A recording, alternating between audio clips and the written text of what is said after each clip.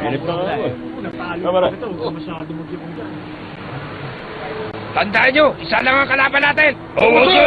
Pero hindi sa pipitsugin pupuwet. Kaya huwag nyo siyang mamalitin.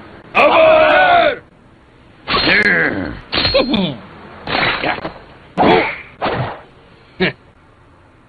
Yan kaya yung bali-balitang labanan, Mr. Motobe? Yan na yun. Pero bakit po ang dami nilalaban sa isa? Matindi po ba talagang darating na kalaban? Manahimik ka dyan. Manood na lang tayo. Opo. Tsakin natin may liligpit natin si Maki. Opo! Kumusta, kitasawa? Mr. Nata, kayo pala. Magandang gabi po, sir. Magandang gabi po. Salamat po nakarating kayo, sir. Pambihira ka. Grabe naman itong pag-abala mo para iligpit ang nag-iisang tao.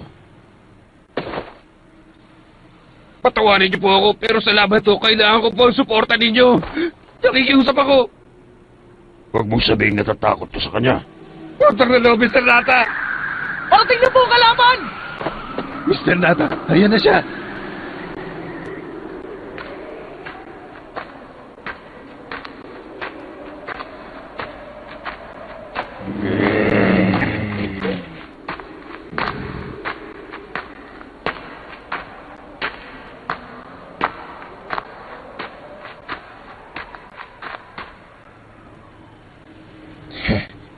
Mag-isa lang siya. Oo nga, pagtulungan na natin siya para matapos na ito! Paki! Lumapit ka kung hindi ka natatakot sa amin! Teka, sandali lang. Eh, bata lang yan eh.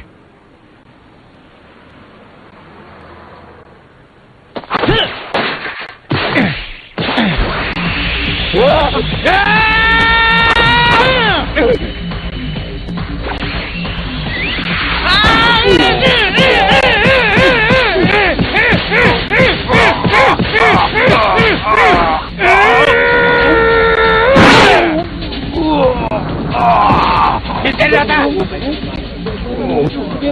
Mata ka sa akin! Wala ka palang takot, ha? Tingnan natin kung anong laban mo sa espada ko!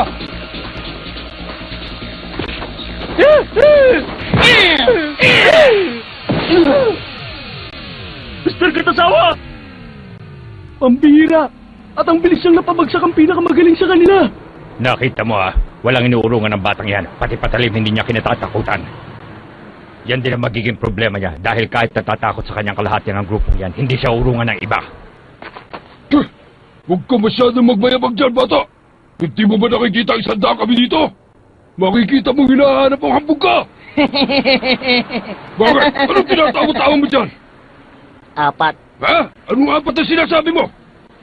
Para sa akin, 4 lang kayo. 4 lang kami. 4? Anong ibig niyang sabihin sa 4?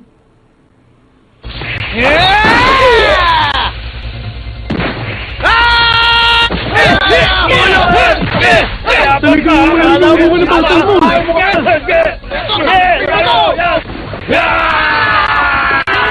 Mga mangmang.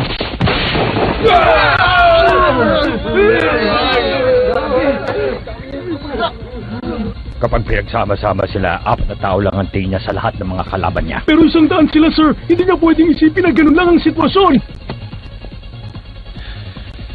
Mr. Motobe!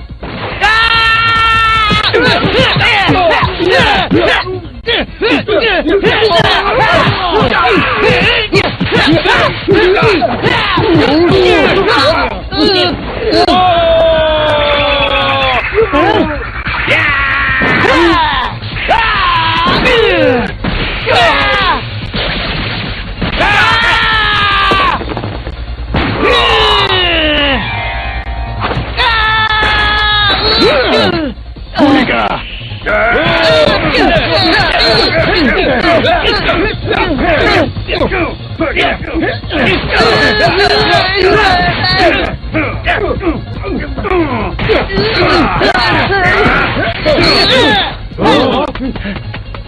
Tumatakot sa habulin natin!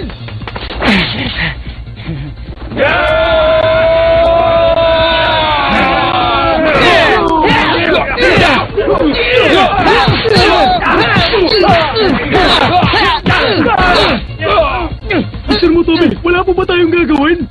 Wala. Mas matindi pa dyan ang dinanas ng tatay. Pero sir!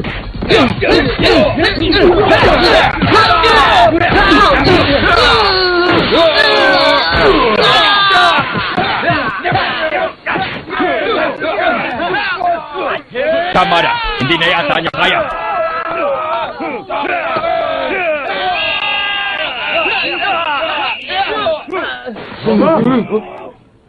Hoy! Kayo lahat! Anong ginagawa niyo dito? Naku mo! Si Mr. Motobe! Umalis na tayo dito! Pakalat-kalat kayo lahat ng ganitong oras ng gabi. Mga basagulero pa! Sir, pauwi na lang po natin. Hoy! Baki!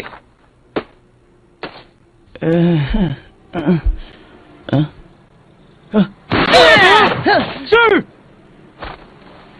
Ay! Kayo pala! Oo, siya nga! Pati si Mr. Motobe, sinaktan mo! Kontakpin kaya kita! Wag! Panglimang ngipin ko na yun, ah. Kailangan ko na naman pumunta sa dentista. Ikaw talaga bata ka.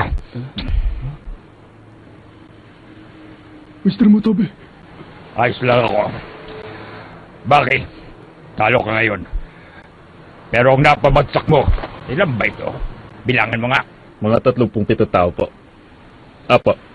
37 ang napabagsak niya sa loob na 100 kalabang hinarap niya. Di ko alam kung ilan pa sana kung hindi dumating ang mga pulis. Sige, magpatuloy ka na lang sa pagmamanman.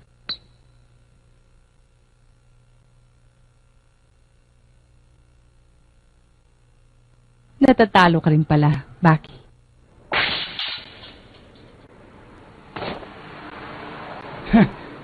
Nakakawalang gana naman.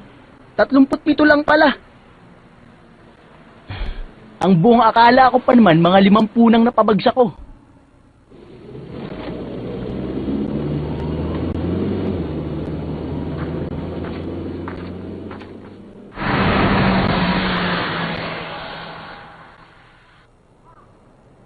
pababayaan na lang ba natin siya, sir? Di ba natin siya dadakpin? Gusto mo rin bang matanggalan ng mga ngipin? Ayoko po. Hindi nyo na ako kailangang ihatid. Hindi pwede. Baka may mga nag-aabang sa'yo sa paligid at hindi ako papayag na dito kayo magkagulo. At isa pa, ayokong may mga kabataan na makakaalam sa mga pinaggagawa mo. Baka tularan ka pa nila. Madagdagan pa ang problema ko. Kayo pong bahala. Alam mo, Baki, ibang klase ka rin, ano? Ibang klase sa anong paraan. Ibig niyo sabihin, ibang klase din ang tiwala mo sa sarili mo. Wala kang kinatatakutan kahit sino. Sinama ko siya para makita niya ko hanggang saka.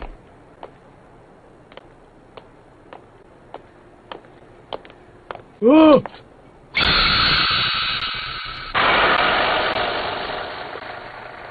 Sino may kagagawa nito?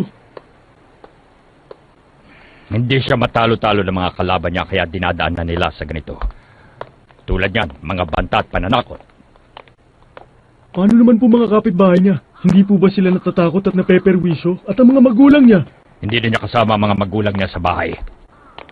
Wala na po siyang mga magulang. Ang alam ko, wala na siyang ama. Hindi kasamang ina sa bahay. Pag-usapan nyo ako, parang wala ako dito ah. Pasensya na. Tsaka pulutin mo yung kalat mo.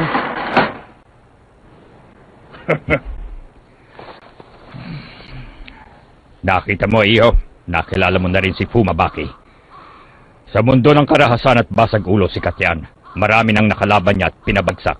Kaya kinatatakutan. Sino mag-aakala na isa lamang siyang 13 anyos na katutungtong pa lamang ng high school? 13 anyos lang siya?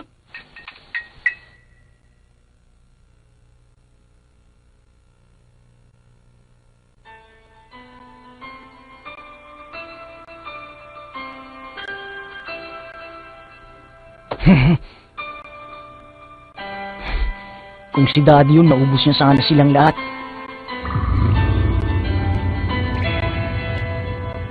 Ibang klase kasi siya. Hindi ako katulad niya. Hindi ko kaya. Niwala pa ako sa kalingkingan ni Daddy.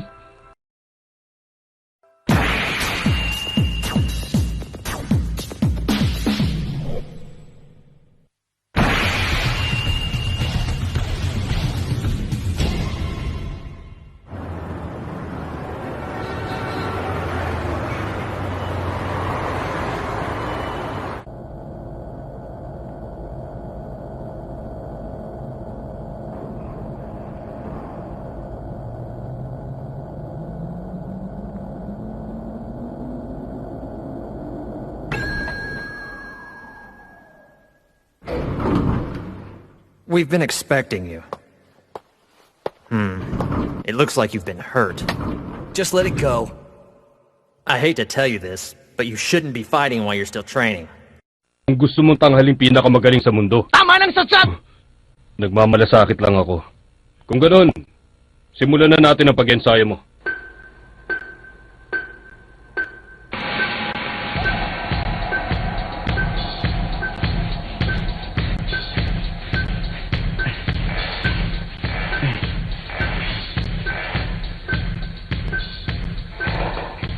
Kailangan maging malakas ako. Mas malakas at mas magaling. Kailangan abutan ko ang nakaya ni Daddy. Gusto kong mahigatan ang nagawa niya. Pwede ka nang tumigil, Baki. Magpahinga ka lang ng konti, tapos pwede ka nang pumunta sa susunod na pagsasanay. Hindi ko na kailangan. Hindi mo na kailangan ng alin. Hindi ko na kailangan ng serbisyo mo bilang coach ko!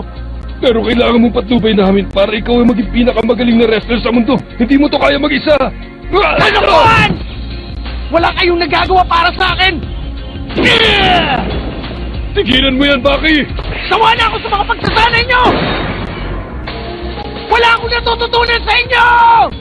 Sir Baki, huminahon po kayo! Nakikiusap po kami! Alin! Wala kayong silbi! Mga mangmang!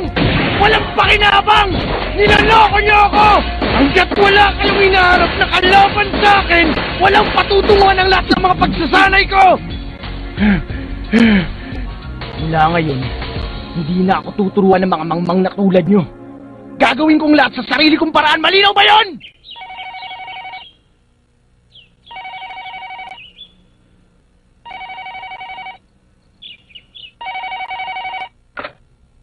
Magandang araw, Susie's Residence. Kayo pala, Coach. Ano? Si Master Baki?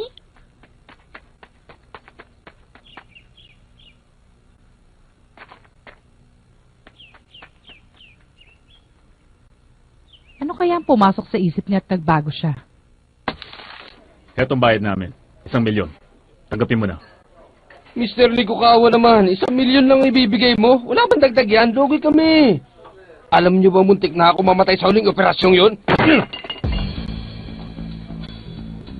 Mr. Kitasawa, sa pagkakaalam ko ang misyon nyo, iligpit si Baki, tapos babayaran ko kayo ng 1 milyon.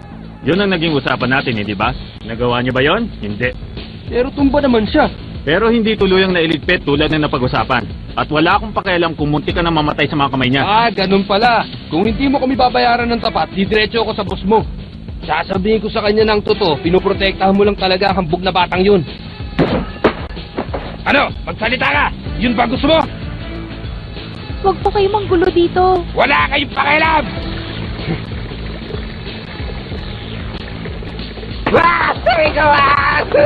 Sinusubukan mo ba talaga ako?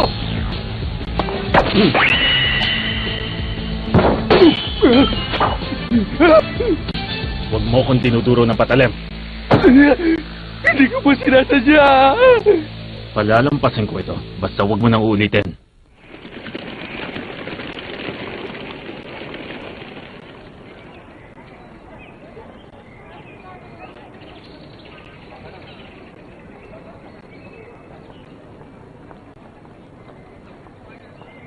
Gusto kong maging malakas. Gusto kong maging magaling. Ang pinakamatinding wrestler sa buong mundo.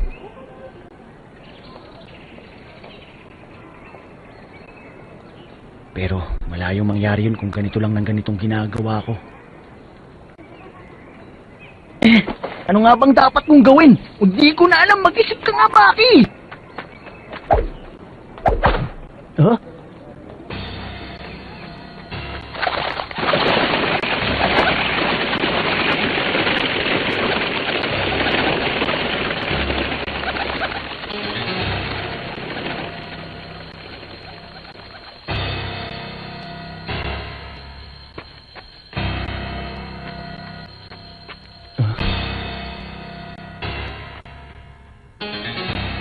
Sino yun?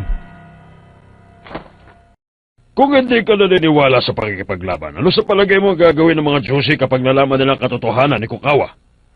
Alalahanin mo, sa mundo pa naman natin, mahirap magtago ng sikreto.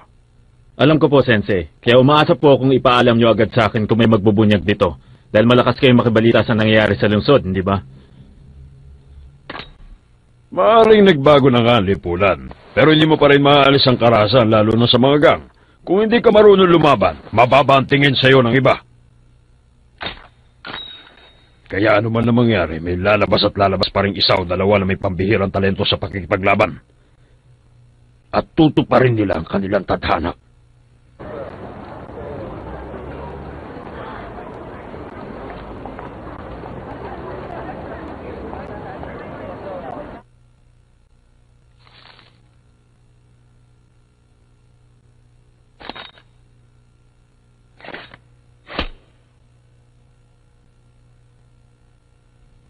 Pero iba na magiging usapan kung isa siyang Hanayama. Isang Hanayama?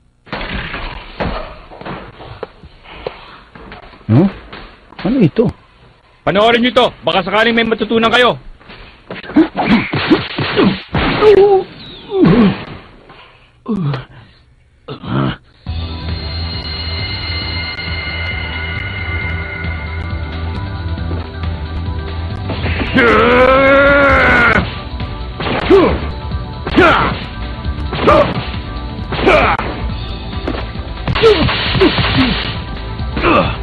Sige, Bandino! Lumaban ka!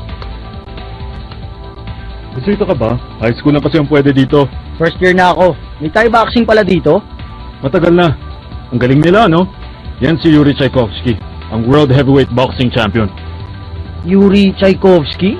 Nagtagumpay na siya sa larangan ng boxing, pero gusto niya magtagumpay sa lahat ng aspeto ng pakikipaglaban. Kaya ito naman ang pinasok niya.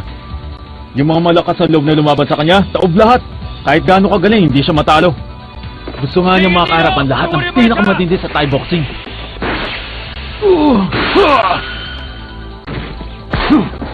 Magaling! Nauli mo rin! Sige, puruan mo na siya!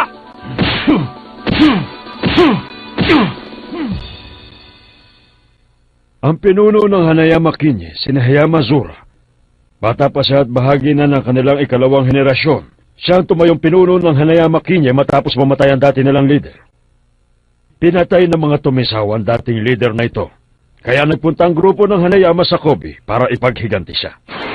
Ayon sa kwento, hindi na sinama ni Hanayama Zura ang mga tauhan niya sa pagsalakay at 50 katao ang niligpit niya ng mano-mano.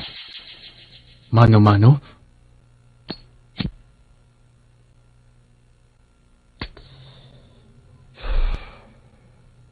Hindi inabot ng 30 minutong pakikipaglaban niya at higit sa lahat ginawa ito sa kanila ng isang binatilyong 13 anyos lamang.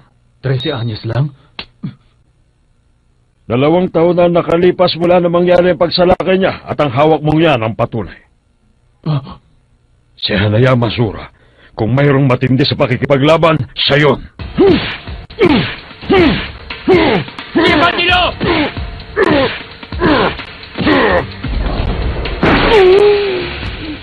Ang lakas! Parang hindi man lang siya tinabla ng mga sipa sa kanya.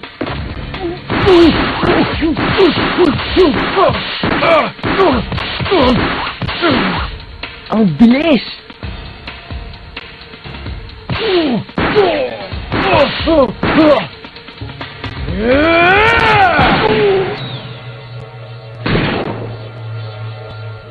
Siyang karapat dapat sa akin.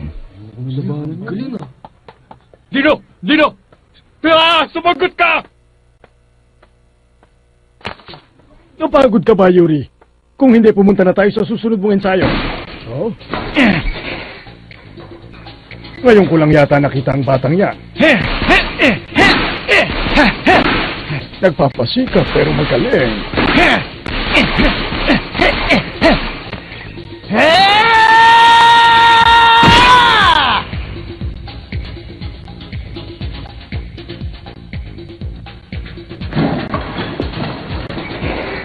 Ano sa palagay mo, Yuri Tchaikovsky?